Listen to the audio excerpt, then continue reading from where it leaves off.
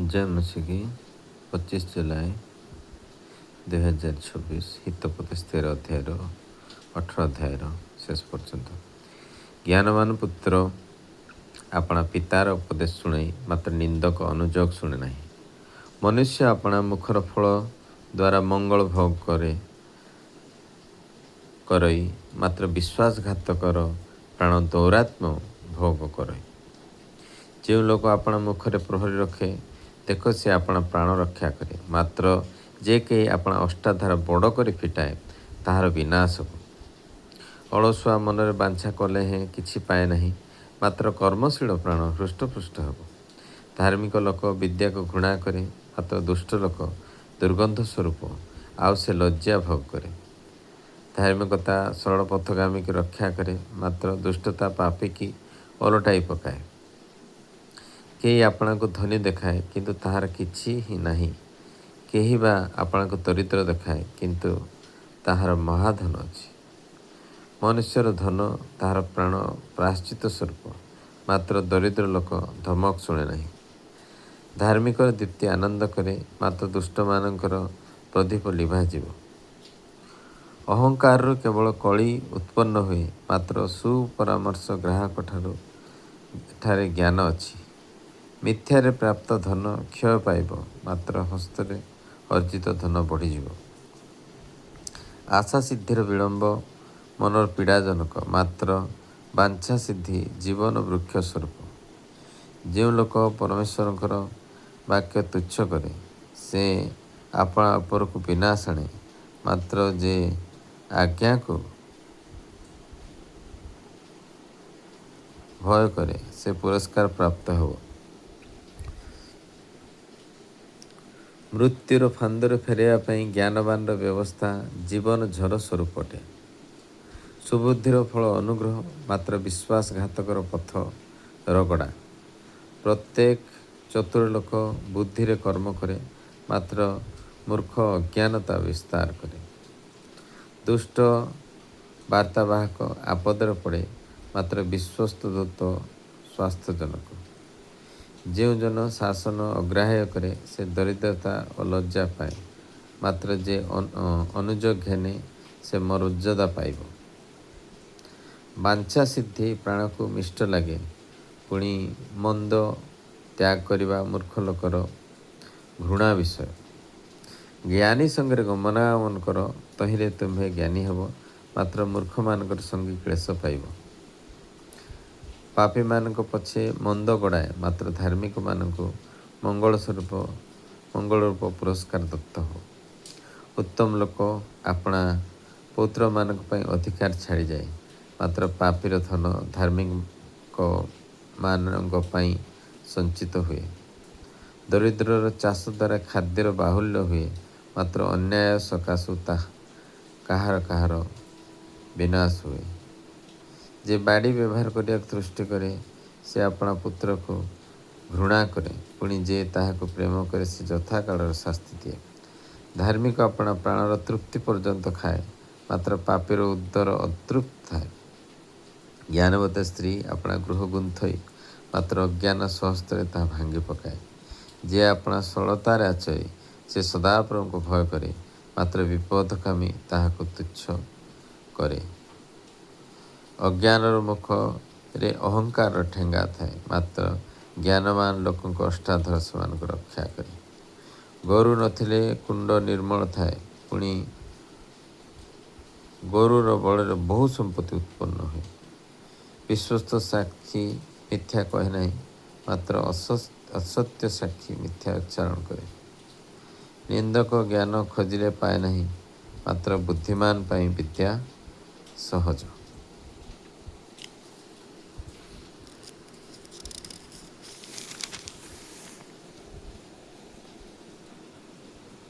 मूर्ख निकट गले तुम्हें तार ज्ञानयुक्त अष्टाधार देखिब नहीं। अपना पथ विवेचना करवा चतुर लोकर ज्ञान, मात्र प्रवंचना मूर्ख मानकर अज्ञानता मात्र। अज्ञान माने दोष को कौतुक मणती, मात्र सरल लोक मध्य अनुग्रह थाए। अंतकरण अपना तिक्तता जानई, पुणी अपरिचित लोक ताहार आनंद भागी हुए नहीं। ଦୁଷ୍ଟମାନଙ୍କ ଗୃହ ନିପାତ ହେବ, ମାତ୍ର ସରଳ ଲୋକମାନଙ୍କର ତମ୍ବୁ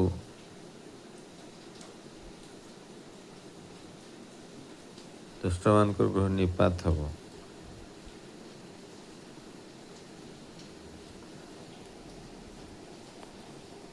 ମାତ୍ର ସରଳ ଲୋକମାନଙ୍କର ତମ୍ବୁ ଉନ୍ନତ ହେବ।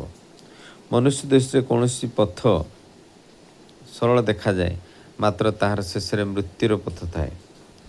ହାସ୍ୟ କାଳରେ ମଧ୍ୟ ମନ ଦୁଃଖ ହୁଏ, ପୁଣି ଆନନ୍ଦର ଶେଷ ଶୋକ।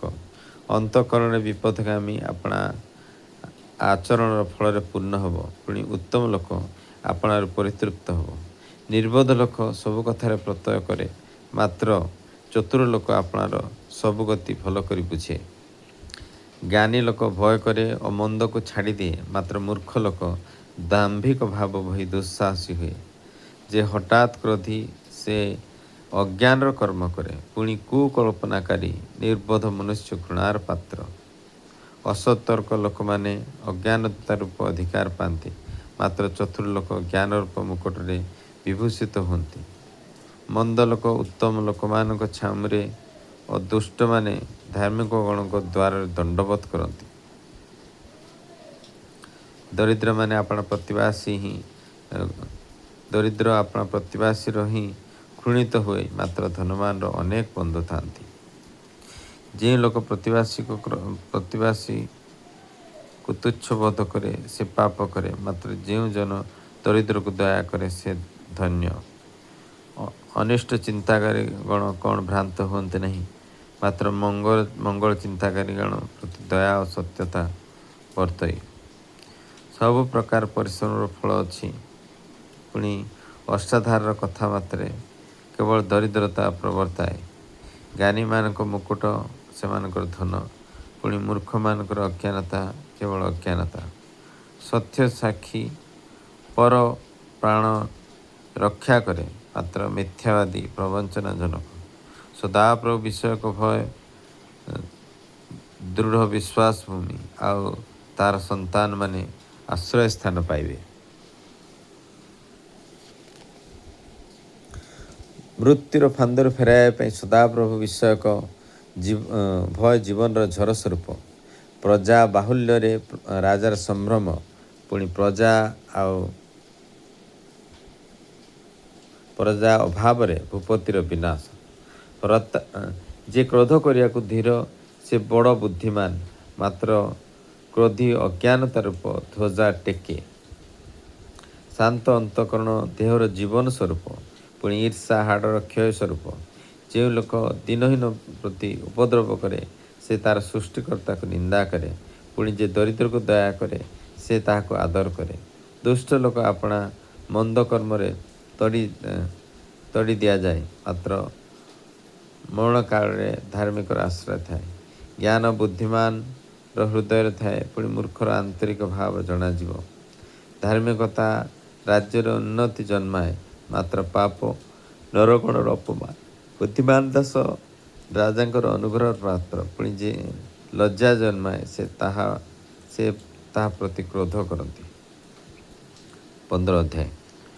କୋମଳ ଉତ୍ତର କ୍ରୋଧକୁ ଦମନ କରେ, ମାତ୍ର କଟୁବାକ୍ୟ କୋପ ଜନ୍ମାଏ। ଜ୍ଞାନବାନର ଜିହ୍ୱା ପ୍ରକୃତ ରୂପ ଜ୍ଞାନ ବ୍ୟକ୍ତ କରେ, ମାତ୍ର ମୂର୍ଖମାନଙ୍କର ମୁଖ ଅଜ୍ଞାନତା ଉଦ୍ଗାର କରେ। ସଦାପ୍ରଭୁଙ୍କ ଚକ୍ଷୁ ସର୍ବତ୍ର ଥାଇ ଅଧମ ଓ ଉତ୍ତମ ଲୋକଙ୍କୁ ନିରୀକ୍ଷଣ କରେ। ଶାନ୍ତ ଜିହ୍ୱା ଜୀବନ ବୃକ୍ଷ ସ୍ୱରୂପ, ପୁଣି କୁଟିଳ ଜିହ୍ୱା ଆତ୍ମା ଭଙ୍ଗ କରେ। ଅଜ୍ଞାନ ଆପଣା ପିତାର ଶାସନ ହେଳା କରେ, ପୁଣି ଅନୁଯୋଗ ଯେ ଘେନଇ ସେ ବୁଦ୍ଧି ପ୍ରାପ୍ତ ହୁଏ। ଧାର୍ମିକର ଗୃହରେ ବହୁ ସମ୍ପତ୍ତି ଥାଏ, ପୁଣି ଦୁଷ୍ଟର ଆୟରେ କ୍ଲେଶ ଥାଏ। ଜ୍ଞାନବାନର ଅଷ୍ଟାଧାର ବିଦ୍ୟା ବିତରଣ କରେ, ମାତ୍ର ମୂର୍ଖର ମନ ସେପରି କରେ ନାହିଁ। ଦୁଷ୍ଟମାନଙ୍କ ବଳିଦାନ ସଦାପ୍ରଭୁଙ୍କଠାରେ ଘୃଣା ବିଷୟ, ମାତ୍ର ସରଳ ଲୋକଙ୍କର ପ୍ରାର୍ଥନା ତାଙ୍କର ତୁଷ୍ଟିକର। ତୁମ୍ଭର ଗତି ସଦାପ୍ରଭୁଙ୍କର ଦୁଷ୍ଟର ଗତି ସଦାପ୍ରଭୁଙ୍କର ଘୃଣାର ବିଷୟ, ମାତ୍ର ଧାର୍ମିକତାର ଅନୁଗାମୀକୁ ସେ ପ୍ରେମ କରନ୍ତି। ବିପଦଗାମୀ ପ୍ରତି ଦୁଃଖଦାୟକ ଶାନ୍ତି ଘଟେ, ଯେଉଁ ଲୋକ ଅନୁଜ ଘୃଣା କରେ ସେ ମରିବ। ପାତାଳ ବିନାଶ ସ୍ଥାନ ସଦାପ୍ରଭୁଙ୍କ ଅଗ୍ରବର୍ତ୍ତୀ ଥାଏ।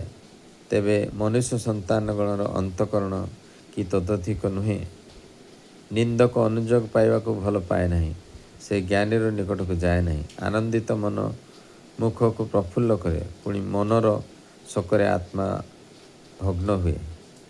ବୁଦ୍ଧିମାନର ମନ ଜ୍ଞାନ ଖୋଜେ, ମାତ୍ର ମୂର୍ଖମାନଙ୍କର ମୁଖ ଅଜ୍ଞାନତା ଆହାର କରେ। ଦୁଃଖୀ ଲୋକର ସବୁଦିନ ଅମଙ୍ଗଳ, ମାତ୍ର ଯେ ହୃଷ୍ଟଚିତ୍ତ ତାହାର ନିତ୍ୟ ଭୋଜ। ଅଶାନ୍ତି ଯୁକ୍ତ ବହୁ ସମ୍ପତ୍ତି ଅପେକ୍ଷା ସଦାପ୍ରଭୁଙ୍କର ଭୟ ଯୁକ୍ତ ଅଳ୍ପତା ଭଲ। ହିଂସା ସହିତ ହୃଷ୍ଟପୃଷ୍ଟ ଗୋମାଂସ ଭୋଜଠାରୁ ପ୍ରେମ ଥିବା ସ୍ଥାନରେ ସାକାନ୍ନ ଭଲ। କ୍ରୋଧୀ ଲୋକ କଳି ଜନ୍ମାଏ, ପୁଣି କୋପ କରିବାକୁ ଧୀର ଲୋକ ବିବାଦ କ୍ଷାନ୍ତ କରେ। ଅଳସର ବାଟ କଣ୍ଟା ବାଡ଼ ପରି, ମାତ୍ର ସରଳଚାରୀର ପଥ ରାଜଦାଣ୍ଡ ତୁଲ୍ୟ କରାଯାଏ। ଜ୍ଞାନୀ ପୁତ୍ର ପିତାର ଆହ୍ଲାଦ ଜନ୍ମାଏ, ମାତ୍ର ମୂର୍ଖ ପୁତ୍ର ଆପଣା ମାତାକୁ ତୁଚ୍ଛ କରେ। ନିର୍ବୋଧ ପ୍ରତି ଅଜ୍ଞାନତା ଆନନ୍ଦଜନକ, ବୁଦ୍ଧିମାନ ଲୋକ ଆପଣା ଗତି ସରଳ କରେ। ମନ୍ତ୍ରଣା ଅଭାବରେ ସଂକଳ୍ପ ବିଫଳ ହୁଏ, ମାତ୍ର ମନ୍ତ୍ରୀ ଦ୍ୱାରା ତାହା ସ୍ଥିରୀକୃତ ହୁଏ। ଆପଣା ମୁଖର ଉତ୍ତରରେ ମନୁଷ୍ୟର ଆନନ୍ଦ ହୁଏ, ପୁଣି ଯଥାକଳର କଥା କିପରି ଉତ୍ତମ। ନୀଚ ସ୍ଥିତ ପାତାଳକୁ ତ୍ୟାଗ କରିବା ପାଇଁ ବୁଦ୍ଧିମାନ ଲୋକ ନିମନ୍ତେ ଜୀବନର ପଥ ଊର୍ଦ୍ଧ୍ୱଗାମୀ। ଗର୍ବୀ ଲୋକର ଗୃହ ସଦାପ୍ରଭୁ ଉପାଡ଼ି ପକାଇବେ, ମାତ୍ର ବିଧାବାର ସୀମା ସେ ସ୍ଥିର କରିବେ। କୁସଂକଳ୍ପ ସଦାପ୍ରଭୁଙ୍କ ନିକଟରେ ଘୃଣାର ବିଷୟ, ମାତ୍ର ମନୋହର କଥା ସୂଚି। ଲୋଭୀ ଆପଣା ପରିଜନକୁ ଦୁଃଖ ଦିଏ, ମାତ୍ର ଯେଉଁ ଲୋକ ଲାଞ୍ଚ ଘୃଣା କରେ ସେ ବଞ୍ଚିବ। ଧାର୍ମିକର ମନ ବିବେଚନା କରି ଉତ୍ତର ଦିଏ, ମାତ୍ର ଦୁଷ୍ଟମାନଙ୍କର ମୁଖ ମନ୍ଦ କଥା ଢାଳି ପକାଏ। ସଦାପ୍ରଭୁ ଦୁଷ୍ଟମାନଙ୍କ ଠାରୁ ଦୂରରେ ଥାନ୍ତି, ପୁଣି ଧାର୍ମିକମାନଙ୍କର ପ୍ରାର୍ଥନା ସେ ଶୁଣନ୍ତି। ଚକ୍ଷୁର ଦୀପ୍ତି ମନକୁ ଆନନ୍ଦିତ କରେ, ପୁଣି ଉତ୍ତମ ସମାଚାର ହାଡ଼ର ପୁଷ୍ଟି କରେ। ଯେଉଁ କର୍ଣ୍ଣ ଜୀବନଦାୟକ ଅନୁଯୋଗ ଶୁଣେ, ତାହା ଜ୍ଞାନୀମାନଙ୍କ ମଧ୍ୟରେ ବାସ କରେ। ଯେଉଁ ଲୋକ ଶାସନ ଅଗ୍ରାହ୍ୟ କରେ, ସେ ଆପଣା ପ୍ରାଣକୁ ତୁଚ୍ଛ କରେ, ମାତ୍ର ଅନୁଯୋଗ ଯେ ଶୁଣେ ସେ ବୁଦ୍ଧି ପାଏ। ସଦାପ୍ରଭୁ ବିଷୟକ ଭୟ ଜ୍ଞାନଜନକ ଉପଦେଶ, ପୁଣି ନମ୍ରତା ସମ୍ଭ୍ରମର ସମ୍ମୁଖରେ ଥାଏ। 16 ଅଧ୍ୟାୟ। ଅନ୍ତଃକରଣର କଳ୍ପନା ମନୁଷ୍ୟର ଅଟେ, ମାତ୍ର ଜିହ୍ୱାର ଉତ୍ତର ସଦାପ୍ରଭୁଙ୍କ ଠାରୁ ହୁଏ। ମନୁଷ୍ୟର ସମସ୍ତ ଗତି ଆପଣ ଦୃଷ୍ଟିରେ ନିର୍ମଳ, ମାତ୍ର ସଦାପ୍ରଭୁ ଆତ୍ମାମାନଙ୍କୁ ତୌଲନ୍ତି। ସଦାପ୍ରଭୁଙ୍କୁ ତୁମର କାର୍ଯ୍ୟ ସମର୍ପଣ କର, ତହିଁରେ ତୁମ୍ଭର ସଂକଳ୍ପ ସ୍ଥିରୀକୃତ ହେବ। ସଦାପ୍ରଭୁଙ୍କୁ ପ୍ରତ୍ୟେକ ବିଷୟକୁ ତହିଁର ନିଜ ଉଦ୍ଦେଶ୍ୟ ସାଧନ ନିମନ୍ତେ କରିଅଛନ୍ତି, ଦୁଷ୍ଟକୁ ହିଁ ଦୁର୍ଦ୍ଦିନ ନିମନ୍ତେ।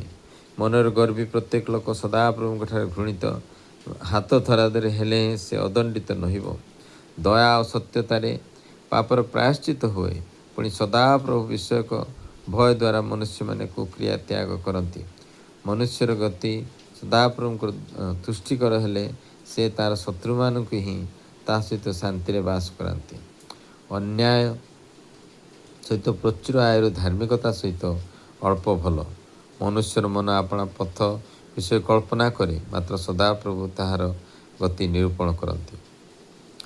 ରାଜାର ଓଷ୍ଠରେ ଦିବ୍ୟ ବାକ୍ୟ ଥାଏ, ତାହାର ବିଚାରରେ ସତ୍ୟ ଉଲ୍ଲଙ୍ଘନ କରିବ ନାହିଁ।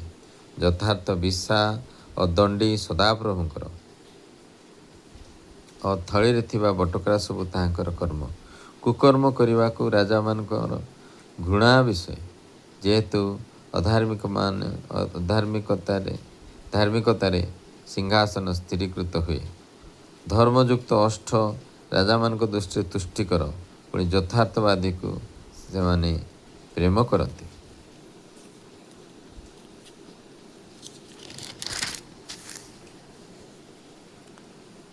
ରାଜାର କ୍ରୋଧ ମୃତ୍ୟୁର ଦୂତ ପରି, ମାତ୍ର ଜ୍ଞାନୀ ଲୋକ ତାହା ଶାନ୍ତ କରାଏ। ରାଜାର ପ୍ରସନ୍ନ ବଦନରେ ଜୀବନ ଥାଏ, ପୁଣି ତାହାର ଅନୁଗ୍ରହ ଶେଷ ବର୍ଷାର ମେଘ ସ୍ୱରୂପ। ସୁନା ଅପେକ୍ଷା ଜ୍ଞାନ ଲାଭ କରିବା, ପୁଣି ରୂପାର ଅପେକ୍ଷା ବରଞ୍ଚ ସୁବିବେଚନା ଲାଭ ମନୋନୀତ କରିବାର କିପରି ଉତ୍ତମ। ମନ୍ଦତା ତ୍ୟାଗ କରିବା ସରଳ ଲୋକଙ୍କର ରାଜଦଣ୍ଡ। ଯେଉଁ ଲୋକ ଆପଣା ପଥ ଯୋଗି ଚାଲେ, ସେ ଆପଣା ପ୍ରାଣ ରକ୍ଷା କରେ। ଅହଙ୍କାର ସର୍ବନାଶର ସମ୍ମୁଖରେ ଥାଏ, ପୁଣି ଦାମ୍ଭିକ ମନ ପତନର ସମ୍ମୁଖରେ ଥାଏ। ଅହଙ୍କାରୀମାନଙ୍କ ସହିତ ଲୁଟି ଦ୍ରବ୍ୟ ଭାଗ କରିବା ଅପେକ୍ଷା ଦିନାତ୍ମ ସହିତ ନମ୍ର ହେବା ଭଲ। ଯେଉଁ ଲୋକ ସଦାପ୍ରଭୁ ପରମେଶ୍ୱରଙ୍କ ବାକ୍ୟରେ ମନୋଯୋଗ କରେ ସେ ମଙ୍ଗଳ ପାଏ, ପୁଣି ସଦାପ୍ରଭୁଙ୍କ ଠାରେ ସେ ଯେ ନିର୍ଭର କରେ ସେ ଧନ୍ୟ। ମନରେ ଜ୍ଞାନୀ ଲୋକ ବୁଦ୍ଧିମାନ ବିଖ୍ୟାତ ହୁଏ, ପୁଣି ଅଷ୍ଟାଧାରର ମିଷ୍ଟତା ପାଣ୍ଡିତ୍ୟ ବଢ଼ାଏ।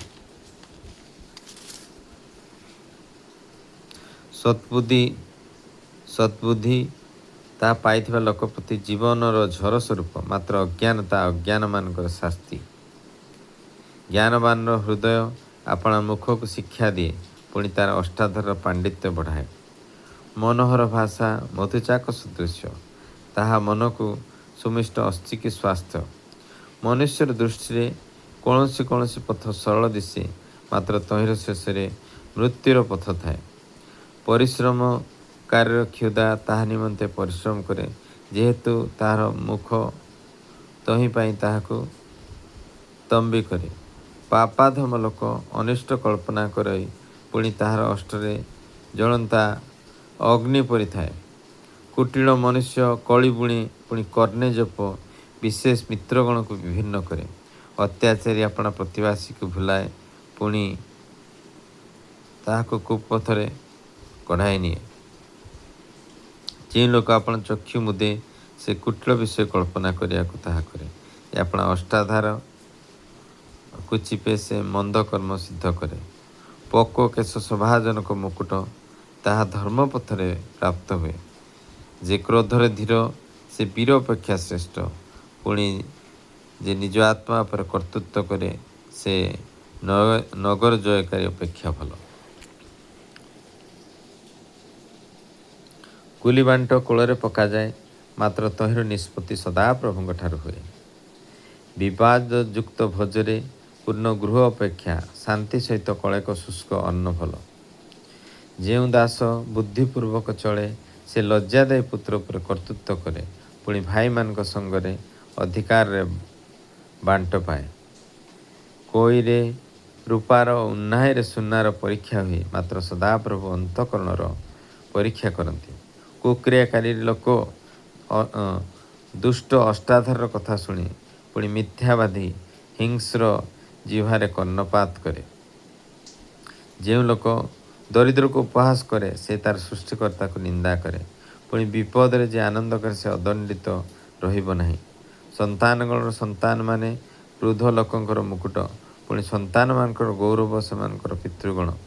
ବାକ୍ପଟୁ ଓଷ୍ଠ ମୂଢ଼ର ଅନୁପଯୁକ୍ତ, ମିଥ୍ୟାବାଦୀ ଅଷ୍ଟାଧାର କୁଳୀନର ଅଧିକ ଅନୁପଯୁକ୍ତ। ଗ୍ରାହକର ଦୃଷ୍ଟିରେ ଦାନ ବହୁମୂଲ୍ୟ ମଣିତୁଲ୍ୟ, ତାହା ଯେଉଁ ଦିଗ ଫେରେ ସେହି ଦିଗରେ ସଫଳ ହୁଏ। ଯେ ଅଧର୍ମ ଢାଙ୍କେ ସେ ପ୍ରେମ ଖୋଜେ, ମାତ୍ର ଯେ ପୁନଃ ପୁନଃ ଗୋଟିଏ କଥା ଉତ୍ଥାପନ କରେ ସେ ବିଶେଷ ମିତ୍ରଗଣକୁ ବିଭିନ୍ନ କରେ। ମୂର୍ଖକୁ 100 ମାଡ଼ ଅପେକ୍ଷା ବୁଦ୍ଧିମାନକୁ ପଦେ ଅନୁଯୋଗ ଅଧିକ କାଟେ। ଦୁର୍ଜନ କେବଳ ବିଦ୍ରୋହ ଖୋଜେ, ଏଣୁ ତାହା ବିରୁଦ୍ଧରେ ନିଷ୍ଠୁର ଦୂତ ପଠାଯିବ। ଛୁଆ ହରା ଭଲ୍ଲୁକୀ ପଛେ ମନୁଷ୍ୟକୁ ଭେଟୁ, ନିଜ ଅଜ୍ଞାନତାରେ ମଗ୍ନ ମୂର୍ଖ ନ ଭେଟୁ। ଯେଉଁ ଲୋକ ଭଲ ବଦଳି ମନ୍ଦ କରେ ତାହାର ଗୃହକୁ ମନ୍ଦ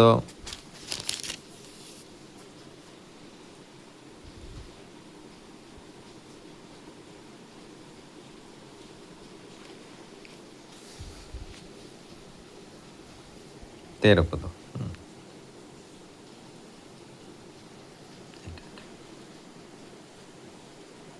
ଯେଉଁ ଲୋକ ଭଲ ବଦଳେ ମନ୍ଦ କରେ ତାହାକୁ ଗୃହରୁ ମନ୍ଦ କେବେ ଛାଡ଼ିବ ନାହିଁ। କଳିର ଆରମ୍ଭ କେହି ବନ୍ଧ କାଟି ଜଳ ଛାଡ଼ିଦେବା ପରି, ଏଣୁ କନ୍ଦଳ ହେବା ପୂର୍ବେ ବିବାଦ ଛାଡ଼। ଯେ ଦୁଷ୍ଟକୁ ନିର୍ଦ୍ଦୋଷ କରେ ଓ ଯେ ଧାର୍ମିକକୁ ଦୋଷୀ କରେ ସେ ଦୁହେଁ ସଦାପ୍ରଭୁଙ୍କଠାରେ ସମାନ ରୂପେ ଘୃଣିତ। ଜ୍ଞାନ କ୍ରୟ କରିବା ନିମନ୍ତେ ମୂର୍ଖ ହାତରେ କାହିଁକି ଧନ ଥାଏ, ତାହାର ତ ବୁଦ୍ଧି ନାହିଁ। ବନ୍ଧୁ ସବୁବେଳେ ପ୍ରେମ କରାଇ, ପୁଣି ଭାଇ ଦୁର୍ଦ୍ଦଶା କାଳ ନିମନ୍ତେ ଜାତ ଅଟେ। ନିର୍ବୋଧ ଲୋକ ହାତ ଦେଇ ଆପଣା ପ୍ରତିବାସୀ ସାକ୍ଷାତରେ ଲଗା ହୁଏ। ଯେ କଳି ଭଲ ପାଏ ସେ ଅପରାଧୀ ଭଲ ପାଏ, ପୁଣି ଯେ କେହି ଆପଣା ଦ୍ୱାର ଉଚ୍ଚ କରେ ସେ ବିନାଶ ଖୋଜେ। ଯାହାର କୁଟିଳ ଅନ୍ତଃକରଣ ସେ ମଙ୍ଗଳ ପାଏ ନାହିଁ। ପୁଣି ଯାହାର ବକ୍ରବାଦୀ ଜିହ୍ବା ସେ ଆପଦରେ ପଡ଼େ। ମୂର୍ଖର ଜନ୍ମଦାତା ଆପଣାର ଶୋକ ସଞ୍ଚୟ କରେ, ପୁଣି ମୂଢ଼ର ପିତା ଆନନ୍ଦ ପାଏ ନାହିଁ। ଆନନ୍ଦିତ ହୃଦୟ ଉତ୍ତମ ଔଷଧ, ମାତ୍ର ଭଗ୍ନ ଆତ୍ମା ଅସ୍ଥି ସବୁ ଶୁଷ୍କ କରେ। ଦୁଷ୍ଟ ଲୋକ ବିଚାରର ମାର୍ଗ ବଙ୍କା କରିବାକୁ ଅଣ୍ଟାର ଲାଞ୍ଚ ନିଏ। ବୁଦ୍ଧିମାନର ସମ୍ମୁଖରେ ଜ୍ଞାନ ଥାଏ, ମାତ୍ର ମୂର୍ଖର ଦୃଷ୍ଟି ପୃଥିବୀର ପ୍ରାନ୍ତରେ ଥାଏ। ମୂର୍ଖ ପୁତ୍ର ଆପଣା ପିତାର ଶୋକ ଓ ଆପଣା ଜନନୀର ଦୁଃଖର କାରଣ ହୁଏ। ଧାର୍ମିକକୁ ଶାସ୍ତି ଦେବା ଅବା କୁଳୀନ ଲୋକକୁ ସେମାନଙ୍କ ସରଳତା ସକାଶେ ପ୍ରହାର କରିବାର ଉଚିତ ନୁହେଁ। ଯେ ଅଳ୍ପ ବାକ୍ୟ ବ୍ୟୟ କରେ ତାହାର ଜ୍ଞାନ ଥାଏ, ପୁଣି ଯାହାର ଶାନ୍ତ ଆତ୍ମା ସେ ବୁଦ୍ଧିମାନ। ଅଜ୍ଞାନ ହିଁ ତୁନି ହେଲେ ଜ୍ଞାନବାନ ଗଣିତ ହୁଏ, ପୁଣି ଯେ ଆପଣା ଅଷ୍ଟ ବନ୍ଦ କରେ ବୁଦ୍ଧିମାନ ଗଣିତ ହୁଏ। ଯିଏ ଆପଣଙ୍କୁ ପୃଥକ କରେ ସେ ଆପଣା ଇଷ୍ଟ ଚେଷ୍ଟା କରେ, ସର୍ବପ୍ରକାର ତତ୍ତ୍ୱଜ୍ଞାନ ବିରୁଦ୍ଧରେ କନ୍ଦଳ କରେ। ମୂର୍ଖ ଲୋକ ବୁଦ୍ଧିରେ ସନ୍ତୋଷ ପାଏ ନାହିଁ, କେବଳ ଆପଣା ମନର କଥା ପ୍ରକାଶ କରିବାକୁ ସନ୍ତୋଷ ପାଏ। ଦୁଷ୍ଟ ଆସିଲେ ଅବଜ୍ଞା ଆସେ, ପୁଣି ଅପମାନ ସଙ୍ଗେ ଦୁର୍ନାମ ଆସେ। ମନୁଷ୍ୟର ମୁଖର ବାକ୍ୟ ଗଭୀର ଜଳତୁଲ୍ୟ, ପୁଣି ଜ୍ଞାନର ଉତ୍ପତ୍ତି ସ୍ଥାନ ଜଳ ସଦୃଶ। ଦୁଷ୍ଟର ମୁଖାପେକ୍ଷା କରିବାର ଅବା ବିଚାରରେ ଧାର୍ମିକ ପ୍ରତି ଅନ୍ୟାୟ କରିବାର ଭଲ ନୁହେଁ। ମୂର୍ଖର ଅଷ୍ଟ ବିବାଦରେ ପ୍ରବର୍ତ୍ତେ, ପୁଣି ତାହାର ମୁଖ ମାଡ଼ ଖାଇବାକୁ ଡାକେ। ମୂର୍ଖର ମୁଖ ତାର ବିନାଶର କାରଣ, ପୁଣି ତାହାର ଅଷ୍ଟ ଆପଣା ପ୍ରାଣର ଫାନ୍ଦ ସ୍ୱରୂପ। କାନେ କାନେ କହିବା ଲୋକର ବାକ୍ୟ ଅମୃତ ତୁଲ୍ୟ, ତାହା ଉଦର ଅନ୍ତରାଳୟକୁ ଚାଲିଯାଏ। ଆପଣା କାର୍ଯ୍ୟରେ ଯେ ଅଳସ ସେ ବିନାଶକର ଭାଇ। ସଦାପ୍ରଭୁଙ୍କ ନାମ ଦୃଢ଼ଗଡ଼, ଧାର୍ମିକ ଲୋକ ପଳାଇ ରକ୍ଷା ପାଏ। ଧନବାନର ଧନ ତାର ଦୃଢ଼ ନଗର, ପୁଣି ତାହାର ବୋଧରେ ଉଚ୍ଚ ପ୍ରାଚୀର ସ୍ୱରୂପ। ବିନାଶ ସମ୍ମୁଖରେ ମନୁଷ୍ୟର ମନ ଗର୍ବିତ ହୁଏ, ପୁଣି ନମ୍ରତା ସମ୍ଭ୍ରମର ସମ୍ମୁଖବର୍ତ୍ତୀ। ଯିଏ ଶୁଣିବା ପୂର୍ବେ ଉତ୍ତର କରେ, ତାହାର ପ୍ରତି ଅଜ୍ଞାନତା ଅଲଜ୍ଜା। ମନୁଷ୍ୟର ଆତ୍ମା ତାର ବ୍ୟଥା ସମ୍ଭାଳି ପାରେ, ମାତ୍ର ଭଗ୍ନ ଆତ୍ମାକୁ କିଏ ସହିପାରେ? ବୁଦ୍ଧିମାନର ମନ ଜ୍ଞାନ ଉପାର୍ଜନ କରେ, ପୁଣି ଜ୍ଞାନୀର କର୍ଣ୍ଣ ଜ୍ଞାନ ଖୋଜେ। ମନୁଷ୍ୟର ଭେଟି ତାହା ପାଇଁ ପଥ ପରିଷ୍କାର କରେ, ପୁଣି ବଡ଼ ଲୋକମାନଙ୍କ ଛାମୁକୁ ତାହାକୁ ଆଣେ। ଯେଉଁ ଲୋକ ଆପଣା ବିବାଦ ଜଣାଏ ସେ ଧାର୍ମିକ ଦେଖାଯାଏ, ମାତ୍ର ତାହାର ପ୍ରତିବାସୀ ଆସି ତାହାକୁ ପରୀକ୍ଷା କରେ। କୁଲି ବାଣ୍ଟ ବିରୋଧ ମେଣ୍ଟନ କରେ ଓ ବଳବାନମାନଙ୍କୁ ପୃଥକ କରେ। ବିରକ୍ତ ଭ୍ରାତା ଦୃଢ଼ ନଗର ଅପେକ୍ଷା ଦୁର୍ଜୟ। ଏରୂପ ବିବାଦ ଗଢ଼ର ଅର୍ଗଳ ସ୍ୱରୂପ। ମନୁଷ୍ୟର ଉଦର ତାହାର ମୁଖର ଫଳରେ ପୂର୍ଣ୍ଣ ହୁଏ, ପୁଣି ସେ ଆପଣା ଅଷ୍ଟର ଉପାର୍ଜନରେ ତୃପ୍ତ ହୁଏ। ମରଣ ଜୀବନ ଜିହ୍ବାର ଅଧୀନ, ଯେଉଁମାନେ ତାକୁ ଭଲ ଜାଣନ୍ତି ସେମାନେ ତାହାର ଫଳ ଭୋଗିବେ। ଯେଉଁ ଲୋକ ଭାର୍ଯ୍ୟା ପାଏ ସେ ଉତ୍ତମ ବସ୍ତୁ ପାଏ, ମାତ୍ର ସଦାପ୍ରଭୁଙ୍କ ଠାରୁ ଅନୁଗ୍ରହ ପାଏ। ଦରିଦ୍ର ଲୋକ ବିନୟ କରେ, ମାତ୍ର ଧନବାନ କଠିନ ଉତ୍ତର ଦିଏ। ଯିଏ ଅନେକ ମିତ୍ର କରେ ସେ ଆପଣା ବିନାଶ ନିମନ୍ତେ ତାହା କରେ, ମାତ୍ର ଜଣେ ପ୍ରେମକାରୀ ଅଛନ୍ତି, ସେ ଭାଇ ଅପେକ୍ଷା ଅଧିକ ନିକଟରେ ଲାଗି ରହନ୍ତି। ଯେଉଁ ଦରିଦ୍ର ଆପଣା ସିଦ୍ଧତାରେ ନିକଟରେ ଲାଗି ରହନ୍ତି। ପ୍ରଭୁଙ୍କ ନାମ ଧନ୍ୟ। ଆସନ୍ତୁ ପ୍ରାର୍ଥନା କରିବା। ଦୟାଳୁ ସର୍ବଶକ୍ତିମାନ ପିତା, ଆପଣଙ୍କ ବାକ୍ୟ ନିମନ୍ତେ ଆମମାନେ ଧନ୍ୟବାଦ ଦେଉ, ଆପଣ ନାମର ପ୍ରଶଂସା କରୁ। ପ୍ରେମୟ ପ୍ରଭୁ, ଆପଣଙ୍କର ସ୍ତୁତି ହଉ, ବନ୍ଦନା ହଉ। ଦୟାଳୁ ସର୍ବଶକ୍ତିମାନ ପରମେଶ୍ୱର, ପ୍ରେମୟ ପ୍ରଭୁ, ଆପଣ ଭାଇ ପରି ଲାଗି ରହନ୍ତି। ପ୍ରଭୁ ଆପଣ ପ୍ରେମୀ ପରମେଶ୍ୱର ଅଟନ୍ତି। ଆଉ ପ୍ରଭୁ ଆପଣ ନାମର ଧନ୍ୟବାଦ ହଉ, ଧନ୍ୟବାଦ ହଉ।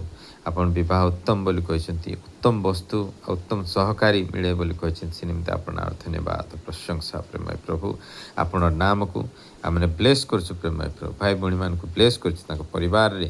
ଆଉ ପ୍ରଭୁ ତାଙ୍କର ବୈବାହିକ ଜୀବନରେ ଆପଣଙ୍କର ଆଶୀଷ ଆଶୀର୍ବାଦକୁ ଚାହୁଁଛୁ। ପ୍ରଭୁ ଦୟା ଅନୁଗ୍ରହ କରନ୍ତୁ।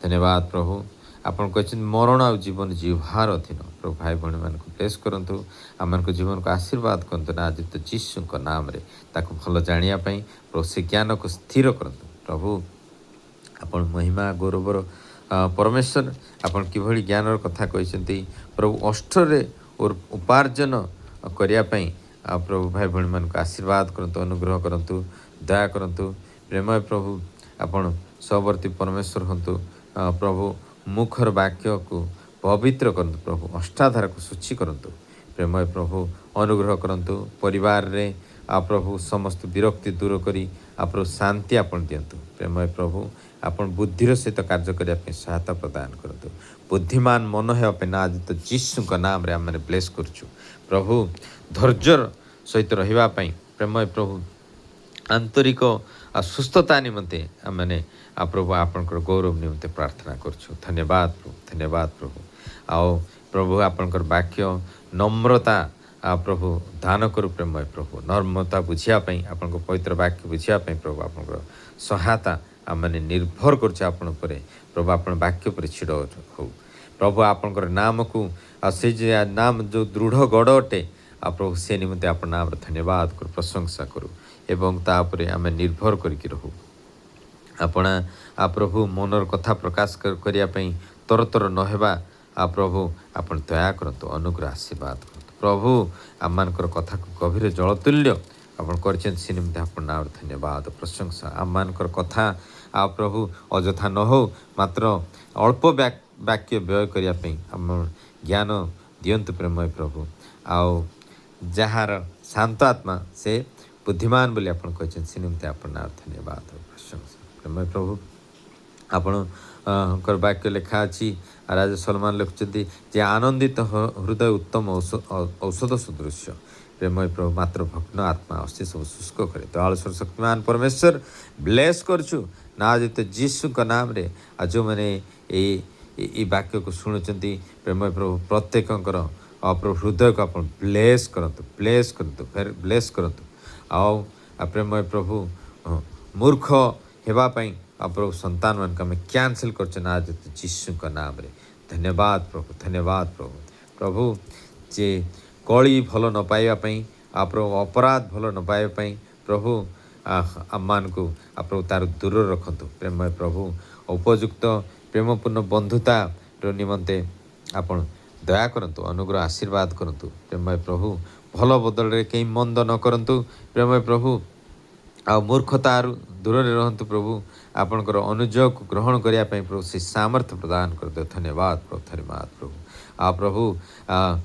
प्रभु आम जो प्रेम कहचु आम प्रभु दया करंतु अनुग्रह करंतु अनेकों को क्षमा करिया पई आपण जे प्रभु जीशु कृष्ण प्रति पृष्ठ को आसिले प्रभु स्थिपान प्रभु क्षमा कर दे देवा द्वारा प्रेमय प्रभु पाउलों को जीवन रे किभଳି भावरे प्रभु आप सेवा कले से निमते आपण नाम धन्यवाद प्रशंसा प्रेमय प्रभु दरिद्र को उपहास करिया ठारू प्रभु प्रत्येक भाई भौणी को आम को प्रभु दूर रखंतु प्रभु सबवर्ती परमेश्वर हंतु क्रोधरे धीर करंतु आम को वीर अपेक्षा श्रेष्ठ करछन से निमते आपण नाम धन्यवाद प्रशंसा प्रेमय प्रभु प्रभु मनर ज्ञानी लोक हेबापी प्रभु आम को बुद्धिमान विख्यात कर निमते आपण नाम धन्यवाद अष्टाधार मिष्टता पांडित्य बढ़ाई से निमते आपण नाम धन्यवाद प्रशंसा धन्यवाद प्रभु मंदता त्याग करिया सरल लोक मान राजदंड पुण जो लोक अपना पथ जगी चले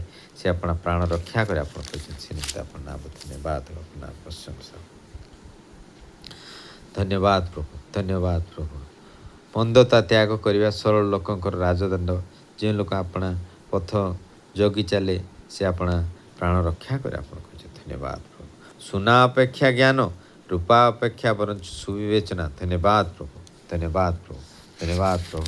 राजा ठरे प्रभु उपयुक्त व्यवहार करने आप सहायता प्रदान करतु अनुग्रह करतु सदा प्रभु हस्तरे अपना कार्य को समर्पण कहते धन्यवाद प्रभु आपण अपना काम को आम मैंने समर्पण करछु प्रभु से निमते अपना धन्यवाद हो प्रभु सदा प्रभु विषय को भय रे बुद्धि करने प्रभु आपन को प्रेम करने आपन सम्मान करने हाएस्ट ऑनर देवाई प्रेम प्रभु आपण को निकट रे आओ सहायता मागुच प्रभु बुद्धिर ज्ञान विषय को आम रिसीव करुच ना जते जीशु का नाम रे आओ प्रभु अनुजोग शुणियापी आम मानकर कर्णरे सामर्थ्य प्रदान कर निमते अपना धन्यवाद प्रशंसा प्रभु चक्षुर दीप्ति आ मन को आनंदित करू से निम्ति आपण नाम धन्यवाद प्रशंसा गौरव स्तुति प्रेमय प्रभु प्रभु आपणकर महिमा प्रशंसा प्रेमय प्रभु निंदक आ प्रभु अनुजोग पाइबा भल ना आम मान हृदय में आपण ज्ञानी आत्मा देइछंती आ प्रभु से निम्ति आपण धन्यवाद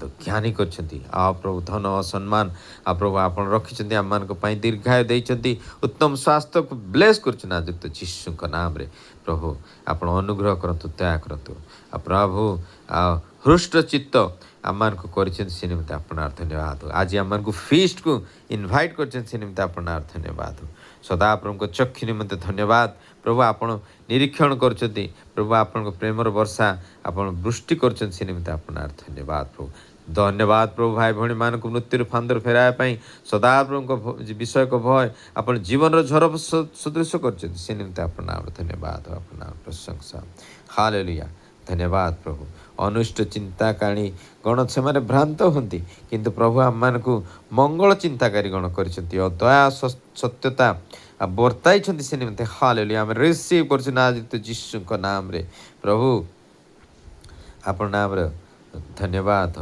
प्रशंसा प्रेमय प्रभु अष्टाधार रे दारिद्रता को आम कैंसल कर आज यीशु का नाम रे अष्टाधार दारिद्रता कैंसल कैंसल कैंसल यीशु का नाम रे धन्यवाद प्रभु जे हठात क्रोधी अज्ञानता कर्म करे प्रभु आपण अज्ञानतार आम को रक्षा करछंती से निमित्त आपण नाम धन्यवाद हो आपण दृष्टि न जापाई आप मृत्युर पथर न जापाई आम प्रभु आपण ब्लेसिंग को रिसीव करने हालेलुया धन्यवाद प्रभु प्रभु आपण आम को ज्ञान देइछंती प्रभु आपण आम को विद्या सहज करछंती हालेलुया धन्यवाद धन्यवाद धन्यवाद प्रभु आम प्रभु आपण ब्लेसिंग्स निमंते धन्यवाद प्रभु आम मुखर अहंकार को आप दूर करछंती प्रभु ज्ञानवान अष्टाधार देइछंती हालेलुया आपण नाम धन्यवाद हो प्रभु आपण आमनकर बांछा को सिद्धि करछंती प्राण को मिष्ट करछंती से निमित्त आपण नाम धन्यवाद प्रशंसा प्रभु आम को ज्ञानी मान सहित गमनागमन कराउछंती से निमित्त आपण नाम धन्यवाद प्रशंसा प्रेमय प्रभु हालेलुया गौरवमय राजा सर्वशक्तिमान परमेश्वर अहंकार केवल कली उत्पन्न हुए प्रेमय प्रभु अहंकार आम को नम्र कर हालेलुया नम्रता निमंते आपनकर धन्यवाद आमर आशा सिद्धि को स्पीड कर निमंते आपनार धन्यवाद हो प्रभु आपण आम को जीवन वृक्ष देइछंती अलसिया आम को रक्षा करछंती प्रेमय प्रभु आपण परिश्रमी करछंती से निमंते आपनार धन्यवाद प्रशंसा आम को कर्मशील करछंती एवं आम को कर्तृत्व करिया पे देइछंती से निमंते आपनार धन्यवाद आपनार प्रशंसा गौरव स्तुति प्रभु आम प्रति कौन विपद घटब ना प्रभु यीशु को दत्त धार्मिकता आम को देइछंती प्रभु से निमंते आपनार धन्यवाद आम अज्ञान प्रभु विरक्ति प्रकाश दूर कर निमंते आपनार धन्यवाद प्रभु धार्मिक दुखर आप उद्धार कर निमंते आपनार धन्यवाद प्रशंसा प्रभु दुष्ट मानकर प्रभु आप रक्षा कर निमंते आपनार धन्यवाद जहाँ प्रभु जे भूमि चाष करुच्ची से यथेष्ट आहार पाउची आमने आपण चाष करने आप ब्लेस कर निमंते आपनार धन्यवाद आम को सुबुद्धि देइछंती आम को प्रशंसित करछंती प्रभु आपण आमनकर भौणी मान को गुणवती स्त्री आ प्रभु स्वामीर मुकुट स्वरूप करछंती निमंते आपनार आशीर्वाद करतु प्रभु लज्जा प्रभु आम को दूर करछंती निमंते आपनार धन्यवाद धन्यवाद प्रभु भाई भौणी को ब्लेस करछु पवित्र आत्मा पूर्णतार आपन प्रेजेंस करछु जार चाकरी नहीं ताको चाकरी निमंते प्रेम प्रभु जार शारीरिक असुस्थता ना तो यीशु के नाम रे आपन ब्लेसिंग्स ग्रेस को प्रभु यीशु को प्रहार द्वारा से संपूर्ण सुस्थता पाई आम डिक्लेयर करछु हालेलुया धन्यवाद प्रभु आपन ग्रेस को रिलीज करछु ना तो यीशु के नाम धन्यवाद प्रभु पवित्र आत्मा पूर्ण हो प्रभु आज समस्त दिन अनुग्रह को